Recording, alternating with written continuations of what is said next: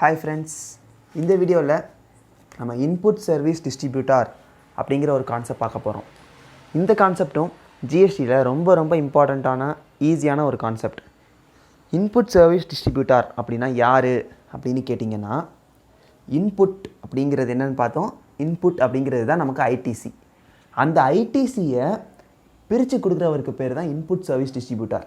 ஆட்டோமேட்டிக்காக நம்ம அப்லோட் பண்ணுறதுலேருந்து நமக்கு ஐடிசி வந்து அந்த வெப்சைட்டே பண்ணுதுன்னு நினச்சா கிடையாது. அதை பிரித்து கொடுக்குறது, அதில் இருக்கிற டிஸ்பியூட் சால்வ் பண்ணுறதுக்குன்னு ஒரு பர்சன் இருக்காங்க. அந்த பர்சனுக்கு பேர் தான் இன்புட் சர்வீஸ் டிஸ்ட்ரிபியூட்டார். இவர் யாருன்னு பார்த்தீங்கன்னா, office of supplier of goods and services receives tax invoices issued under section 31 towards receipt of input service. இப்போது எல்லா பர்சனுமே வந்து ஜிஎஸ்டி போர்ட்டலில் ஃபஸ்ட்டு பர்ச்சேஸ் பண்ணுறப்ப நீங்கள் கட்டின ஜிஎஸ்டியான இன்வாய்ஸை அப்லோட் பண்ணியிருப்பீங்க. திரும்ப வந்து அடுத்த சேல்ஸுக்கான ஜிஎஸ்டி ரிட்டர்னில் அந்த இப்போ நம்ம பண்ண சேல்ஸுக்கான ஜிஎஸ்டியோட இன்வாய்ஸஸை ஃபைல் பண்ணியிருப்பீங்க. அந்த ரெண்டுக்கும் மேட்ச் ஆகி அந்த ஐடிசி நம்மளோட போர்ட்டலில் எப்படி வந்து எலக்ட்ரானிக் கிரெடிட் லெஜரில் வந்து எப்படி வந்து நமக்கு அப்லோட் ஆகுது, ஆட்டோமேட்டிக்காக ஆகலை. அந்த வேலையை செய்கிறவர் தான் வந்து இந்த input service distributor. Issues a prescribed document for the purpose of distributing credit. அந்த கிரெடிட் இருக்கா, ஐடிசி எவ்வளோ இருக்குது அப்படின்னு பார்த்து பிரித்து கொடுக்குறாருல, அவர் வந்து இதுக்காண்டி வந்து ஒரு ப்ரிஸ்கிரைப்டு டாக்குமெண்ட் கொடுப்பார். அந்த டாக்குமெண்ட்டை வச்சு தான் நம்ம வந்து ஐடிசியை நம்ம கிளைம் பண்ணிக்க முடியும். சேம் பேனில் இருக்கிற ஒரு 2 சப்ளை பர்ச்சேஸ்க்கும் சேல்ஸுக்கும் நடக்கிற சப்ளைக்கான ஐடிசியை வந்து இந்த இன்புட் சர்வீஸ் டிஸ்ட்ரிபியூட்டார் தான் பிரித்து கொடுக்குறாரு. இந்த ஐஎஸ்டிக்கான கண்டிஷன்ஸ் என்னென்னு பார்ப்போம். First, compulsorily take registration. ஒரு ஐஎஸ்டி கம்பல்சரியாக ஒரு ரெஜிஸ்ட்ரேஷன் எடுக்கணும். பிகாஸ் அவரோட வேலையே இந்த மாதிரி ஜிஎஸ்டி தான். அவர் மித்தவங்க ரெஜிஸ்டர்டாக இல்லைனாலும் இவர் ஐஎஸ்டி இன்புட் டேக்ஸ் பிரித்து கொடுக்குறாரு, இல்லை இவர் போர்ட்டல் ஆக்சஸ் பண்ணுறதுக்கே இவர் வந்து ரெஜிஸ்ட்ரேஷன் எடுக்கணும். ஆனால் இவர் ஜிஎஸ்டி ரெஜிஸ்ட்ரேஷன் எடுக்க தேவையில்லை, ஐஎஸ்டி அப்படிங்கிற நேமில் ரெஜிஸ்ட்ரேஷன் எடுக்கணும்.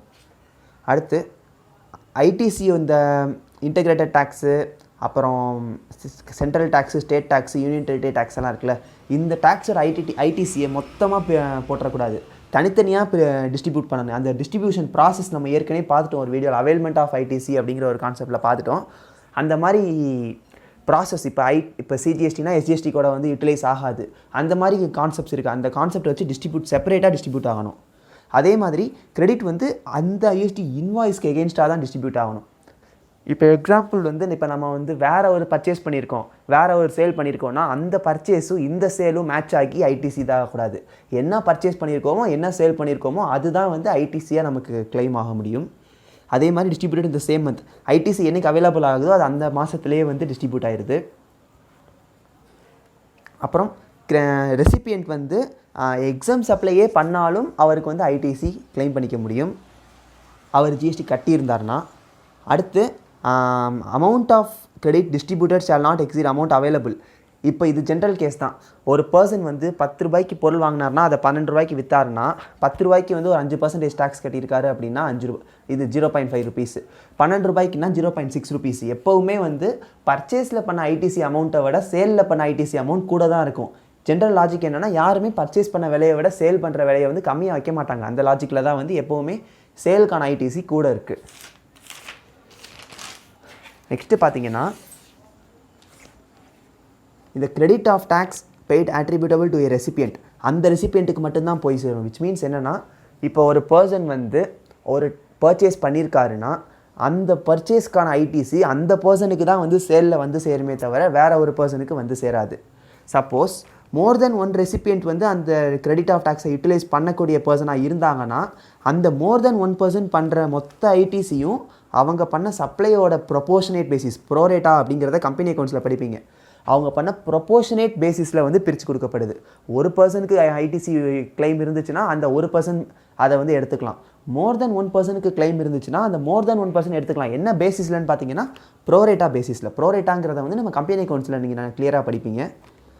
அதே மாதிரி ஆல் ரெசிபியன்ட், எல்லா ரெசிபியண்ட்டுக்கும் அந்த ஒரே ஐடிசி அப்படி தான் இருக்குதுன்னு பார்த்தீங்கன்னா எல்லா ரெசிபியண்ட்டும் ப்ரோரேட்டா பேசிஸில் பிரிச்சுப்பாங்க. அடுத்து, மோர் தென் 2 லொக்கேஷன்ஸ் இன் அ ஸ்டேட். ஒரே ஸ்டேட்டில் 2-3 பிரான்ச்சஸ் வச்சுருக்காரு, 2-3 பிரான்ச்சஸ்க்கான ஐடிசி வந்து வர வேண்டியது இருக்குது.